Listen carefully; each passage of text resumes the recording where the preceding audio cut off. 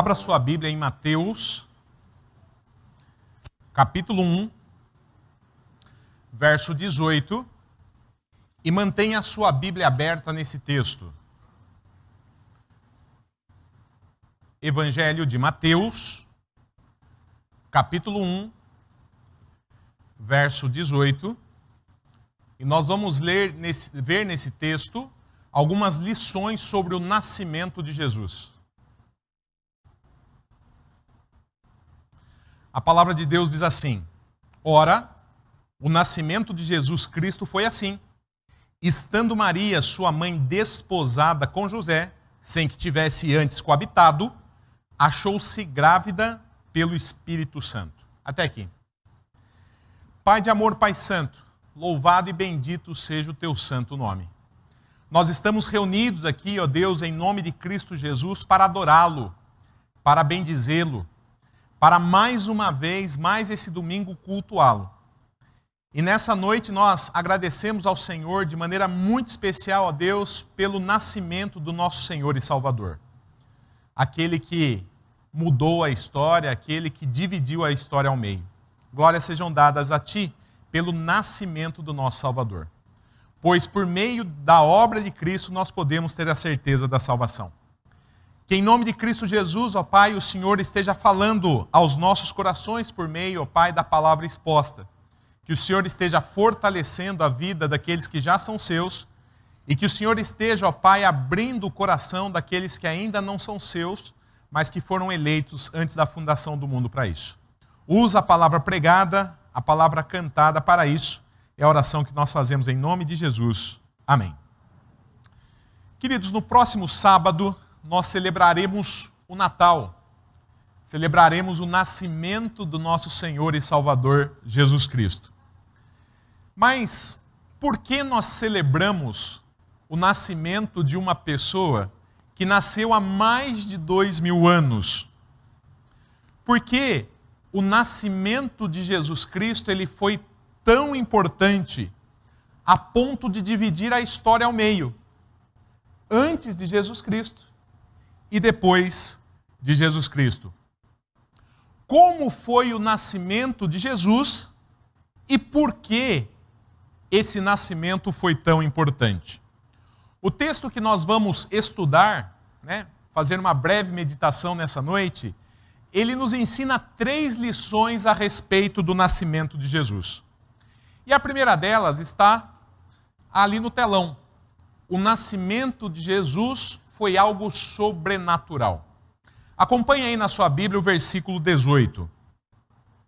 O texto, ele diz o seguinte: Ora, o nascimento de Jesus Cristo foi assim. Estando Maria, sua mãe, desposada com José, sem que tivessem antes coabitado, achou-se grávida pelo Espírito Santo. O texto diz, irmãos, que Maria achou-se grávida antes de ter coabitado com José. José e Maria não tinham tido nenhum tipo de relacionamento sexual, mas mesmo assim, Maria achou-se grávida. E isso porque Jesus, ele não é o resultado da fecundação de um óvulo por um espermatozoide como eu e você. Jesus, ele ele veio ao mundo, ele foi concebido de uma maneira sobrenatural. E como não havia, como não poderia deixar de ser, José, ele ficou extremamente aborrecido com isso. José pensou que Maria o tivesse traído. E eu quero que antes de você julgar José, você se coloque no lugar dele. Imagine que a sua noiva chegue para você e fale: olha, eu estou grávida, mas eu não tive relacionamento com ninguém. O anjo me falou que isso é obra do Espírito Santo. Antes de você condená-lo, se coloque no lugar dele. Qual seria a sua decisão? Qual seria o seu comportamento nessa situação? Veja o que diz o versículo 19. Mas José, seu esposo, sendo justo, e não a querendo infamar, resolveu deixá-la secretamente. Então, frente a essa situação desconfortável, frente a essa situação vexatória, vergonhosa, José resolveu então abandonar a Maria. Na sua cabeça, Maria era uma mulher infiel. Na sua cabeça, ele deveria abandoná-la por conta de uma traição. Na cabeça dele, aquela situação não fazia sentido. Como uma mulher poderia engravidar sem ter nenhum tipo de contato sexual com um homem? E, na verdade, José aqui ele entra numa espécie de conflito. E por que esse conflito? Ele amava Maria do fundo da sua alma, do fundo do seu coração, mas ao mesmo tempo ele amava ao Senhor. E veja o que a lei diz a respeito desse assunto. Deuteronômio, capítulo 22, versículo 23 e 24, diz assim: se houver moça virgem, desposada, e um homem a achar na cidade, se deitar com ela, então trareis ambos à porta daquela cidade, e os apedrejareis até que morram. Então veja a seriedade desse assunto. E na cabeça de José ele só tinha duas opções. Ou ele abriria um processo judicial contra Maria por conta de adultério, e isso traria consequências a ela, não a morte, porque nesse período, Israel estava sob o Império Romano, e o Império Romano havia tirado a punição de morte dos judeus, mas ela seria exposta de maneira pública, traria consequências muito ruins a Maria. Então essa era a primeira opção. Ele entra com um processo judicial contra Maria, ou então ele entrega uma carta de divórcio a Maria sem envolver processo judicial. E José, então, ele opta pela segunda opção. Mas enquanto ele refletia sobre tudo isso, enquanto ele pensava em tudo aquilo que havia acontecido, veja que aconteceu algo sobrenatural, versículo 20. Enquanto ponderava nessas coisas, eis que lhe apareceu em sonho um anjo do Senhor, dizendo: José, filho de Davi, não temas receber Maria, tua mulher, porque o que nela foi gerado é do Espírito Santo. José havia pegado no sono, e enquanto ele estava dormindo, um anjo do Senhor aparece a José, e ele explicou que Maria não havia traído a José, que Maria não era uma mulher infiel, pelo contrário. O anjo explica a ele que aquela gravidez era a ação do Espírito Santo na vida de Maria. O texto diz: enquanto ponderava nessas coisas, eis que lhe apareceu em sonho um anjo do Senhor, dizendo: José, filho de Davi, não temas receber Maria, tua mulher, porque o que nela foi gerado é do Espírito Santo. E ele, de fato, então, irmãos, não abandonou a Maria. Ele continuou com Maria. Ele entendeu que o nascimento de Jesus era algo sobrenatural. E não poderia ser diferente, porque Jesus Cristo é Deus. E como Deus, ele não poderia ter um nascimento comum, como eu e você. Aliás, por ser Deus, durante a sua vida aqui, ele fez muitas coisas sobrenaturais. Ele curou doentes. Ele expulsou demônios de pessoas que eram cativas por esses espíritos. Ele acalmou tempestades. Ele multiplicou pães e peixes para alimentar uma grande multidão. Ele ressuscitou mortos e ele venceu a morte. Tudo isso porque Jesus Cristo é Deus. Ele é o Verbo encarnado. E essa informação é extremamente importante para mim, pastor Juliano, para você que está aqui no templo, para você que nos acompanha em casa, porque talvez você precise de algo sobrenatural na sua vida. Talvez você precise de um milagre na sua vida. Quem sabe você precise de um milagre na sua vida conjugal. Quem sabe você precise de um milagre na sua vida, na sua saúde física, na sua saúde emocional,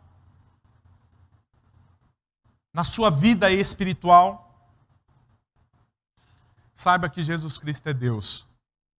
Ele fez e faz obras sobrenaturais ainda hoje. Então essa é a primeira lição que nós aprendemos com o Senhor Jesus. O nascimento de Jesus foi algo sobrenatural. Mas a segunda lição que nós aprendemos a respeito do nascimento de Jesus é que o nascimento de Jesus teve um propósito. Veja aí o versículo 21. Ela dará à luz um filho e lhe porás o nome de Jesus, porque ele, Jesus, salvará o seu povo dos pecados deles. O nascimento de Jesus, irmãos, é resultado de um plano que foi idealizado na eternidade. O Trino Deus, na eternidade, ele desenvolveu um plano de salvação para um povo. E nesse plano de salvação, ficou estabelecido que um homem santo, um homem que cumprisse toda a lei, um homem justo, um homem sem pecado, ele entregaria a sua vida, ele morreria para a salvação do povo escolhido de Deus. E como não há homem justo sobre a terra, como todos nós somos pecadores, como mostra a palavra de Deus, acompanha ali no telão, por exemplo, Romanos 5,12. A palavra de Deus diz: portanto, assim como por um só homem, Adão, entrou o pecado no mundo, e pelo pecado a morte, assim também a morte passou a todos os homens, porque todos pecaram. Então a palavra de Deus, ela mostra que todos nós somos pecadores. Ela mostra que eu, pastor Juliano, você que me ouve aqui no templo, você que me ouve em casa, todos nós quebramos a lei do Senhor. Sendo assim, nenhum de nós poderia cumprir a lei do Senhor e morrer pelos pecados de outros. E é por isso então que o Senhor Jesus, ele se faz homem. Ele veio com o objetivo de, por sua morte, pelo cumprimento de toda a sua obra, trazer salvação ao seu povo. Veja o que diz Gálatas, por exemplo, capítulo 4, versículo 4 e 5, eu vou ler aqui no telão. Ele fala desse propósito. O versículo 4 diz: vindo, porém, a plenitude do tempo, Deus enviou o seu Filho, nascido de mulher, nascido sob a lei, para resgatar. Esse é o objetivo, para resgatar os que estavam sob a lei, a fim de que recebêssemos a adoção de filhos. Então, irmãos, Jesus Cristo, ele veio ao mundo, Deus se fez homem, o Verbo se encarnou, o Natal aconteceu, porque havia um propósito, a salvação de um povo. Ele se fez homem para poder cumprir a lei, morrer, ressuscitar e interceder por aqueles que fazem parte do seu povo, trazendo assim salvação. Ele nasceu para isso, para nos salvar. Aliás, o nome dele é Jesus por conta disso. A palavra Jesus significa Jeová é a salvação. Então, no nome de Jesus, nós já temos o propósito da sua vida, o propósito da sua missão aqui na terra. Então, Jesus, ele veio para salvar um povo. Mas a grande pergunta é: que povo é esse? Por quem Cristo morreu? Quem ele veio salvar? Eu e vocês fazemos parte desse povo? Porque se nós não fazemos parte desse povo, não faz sentido celebrarmos o Natal. Então, quem é esse povo? A palavra de Deus responde.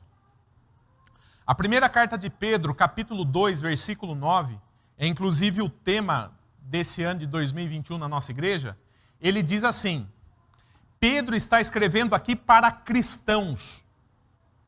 E veja o que Pedro diz aos cristãos: vós, porém, sois raça eleita, sacerdócio real, nação santa e povo de propriedade exclusiva de Deus. Então veja, aí está a identidade do verdadeiro cristão.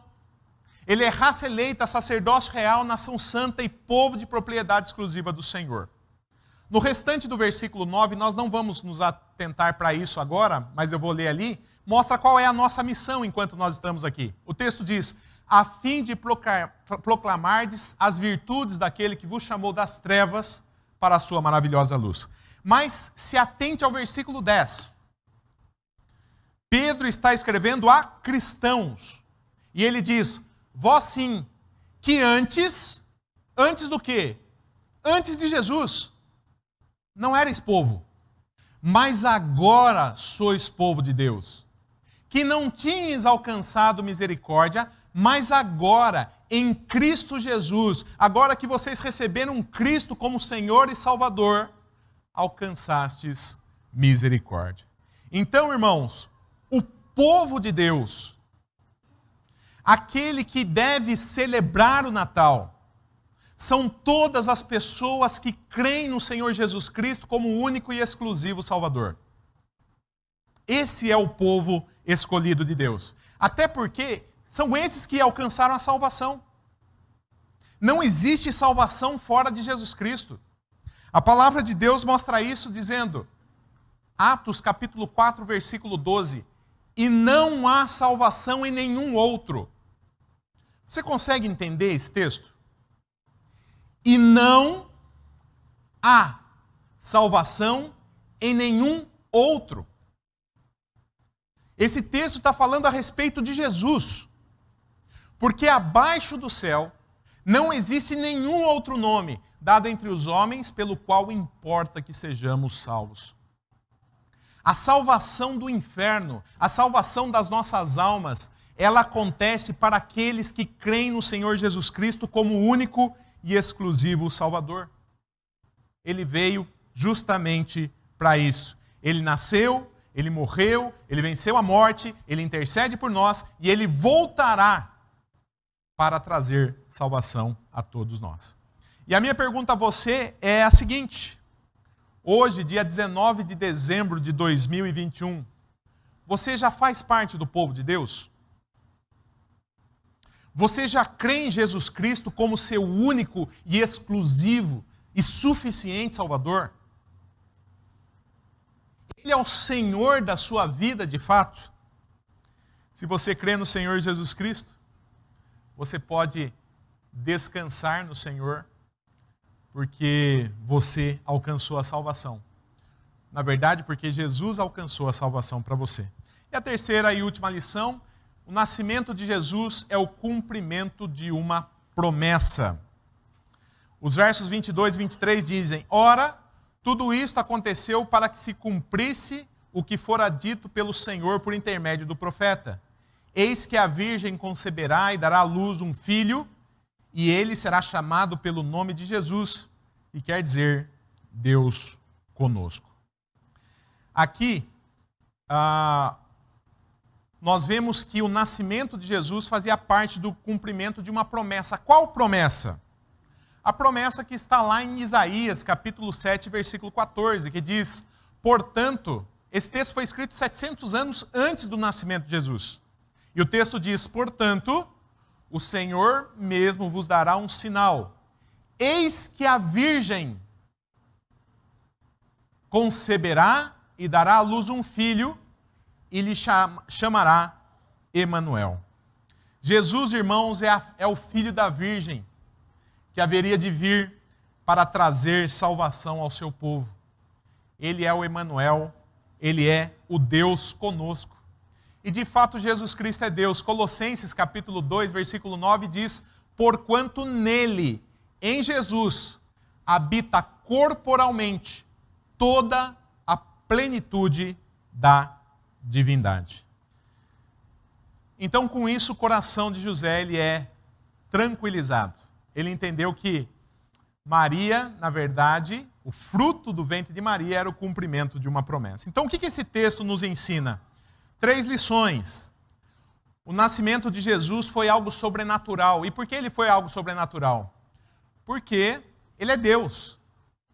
E isso é importante nas nossas vidas porque Deus cumpre as suas promessas. Então confie nele. Coloque aquilo que é impossível para você diante dele. Ele é Deus e tem poder para fazer aquilo que é sobrenatural. Segundo, o nascimento de Jesus teve um propósito. Qual o propósito? A salvação do seu povo. Então, se você crê no Senhor Jesus, você é salvo. Louve a Deus por isso. E terceiro, o nascimento de Jesus é o cumprimento de uma promessa. O nosso Deus é um Deus fiel que cumpre as suas promessas. Que Deus nos ajude a entender, de fato, o que é o Natal. Por que Jesus nasceu? Para que nós possamos celebrar a Deus por essa grande bênção.